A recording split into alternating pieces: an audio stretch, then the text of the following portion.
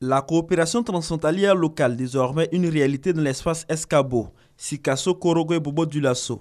Un espace qui réunit les collectivités des régions du nord de la Côte d'Ivoire, du sud du Mali et du Burkina Faso. Cet espace créé en 2005 rentre donc dans sa phase pratique depuis la mise en place d'une fêtière. Une fêtière dirigée par l'Ivoirien Siama Bamba, président du conseil régional de la Bagoué.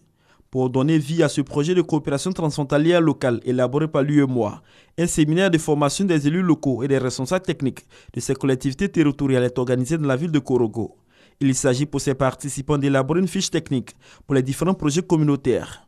Ces projets bénéficient déjà d'un financement d'environ 4 milliards de francs CFA de la coopération suisse. Tout ce travail sera réuni et analysé pour pouvoir sortir des projets transfrontaliers qui ont des retombées locales direct sur la population locale. C'est également impliquer les collectivités territoriales au processus d'intégration. Escabo, c'est d'abord les populations, c'est le pays, c'est nouveau.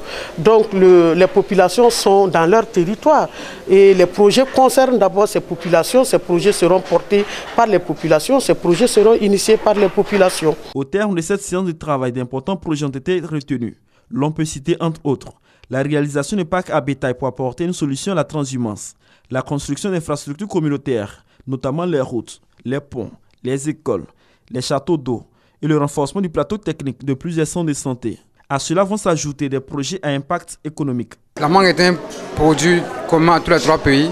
On peut également aussi utiliser la peau de mangue même pour faire de l'énergie, du biogaz. Également la coque mou de mangue, on peut faire aussi des produits de type cosmétique.